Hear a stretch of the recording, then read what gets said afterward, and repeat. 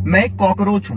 नितिन गडकरी जी, मेरे आपसे कुछ सवाल हैं। एक 4 व्हीलर को आप एक लग्जरी आइटम मानते हो, इसलिए आप उस पर 28% जीएसटी लेते हो। आप उसको एक लग्जरी आइटम मानते हो, इसलिए आप उस पर 15% कंपनसेशन सेस से लेकर 22% कंपनसेशन सेस लेते हो। उसके बाद आप हमसे 8 से 10% रोड टैक्स लेते हो।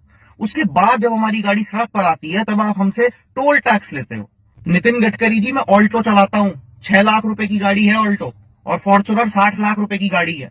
एक टोल पर फॉर्च्यूनर वाला आदमी और एक ऑल्टो चलाने वाला आदमी बराबर टोल देता है। ये कहां का सोशल जस्टिस है? इसको आप कैसे जस्टिफाई करोगे? 6 लाख की गाड़ी और 60 लाख की गाड़ी में फर्क नहीं है क्या? चलो, ये तो समझ में आ गया। एक बार के लिए मान लेते हैं ये सब जस्टिफाइड है। लेकिन जो येलो नंबर प्लेट की कार है, जो टैक्सी ड्राइवर्स चलाते हैं, आप उस पर भी 28% जीएसटी चार्ज करते हो। आप उनसे भी 15 से 20% कंपनसेशन सेस चार्ज करते हो। आप उनसे भी 8 से 10% रोड टैक्स लेते हो। आप उनसे भी टोल टैक्स लेते हो। वो अपने मन से टैक्सी नहीं चलाता है, वो इसलिए टैक्सी चलाता है क्योंकि आप उसको रोजगार देने में फेल हो गए। आपको उसको सब्सिडी देनी चाहिए थी, लेकिन आप उसको GST, compensation cess, road tax, toll tax के नाम पर लूट रहे हैं। इसके बाद आते हैं पेट्रोल की प्राइस पे।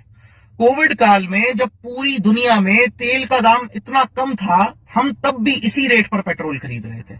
आपने 100% पेट्रोल में 20% एथेनॉल मिला दिया, उससे हमें क्या फायदा हुआ? हम अब भी उसी रेट में पेट्रोल खरीद रहे हैं। और अब जब ग्लोबली पेट्रोल के दाम बढ़े तो आपने 3 रुपए पेट्रोल पर बढ़ा दिए। तो ये जो सस्ता पेट्रोल कोविड काल में खरीदा गया था, इसका मुनाफा किसको हुआ? ये जो 100% फ्यूल में 20% एथेनॉल मिलाया गया, इसका मुनाफा किसको हुआ? जो व्हीकल्स E20 कंप्लाइंट नहीं थे और वो फिर भी आपका E20 फ्यूल डलवा रहे हैं, उनकी जो माइलेज खराब हुई, उसका हिसाब कौन करेगा? इसके बाद आते हैं तीसरे सवाल पर। जब आपको पता है पेट्रोल एक ऐसी एसेंशियल नीड है भारतवासियों की, तो आपको क्या जरूरत है उस पर सेंट्रल एक्साइज लेने की? आपको क्या जरूरत है उस पर स्टेट वैट लेने की? As a member of Cockroach Janata Party, Mr. Nitin Gadkari ji, I want your resignation from the post of Minister of Road Transport and Highways. You don't deserve that post.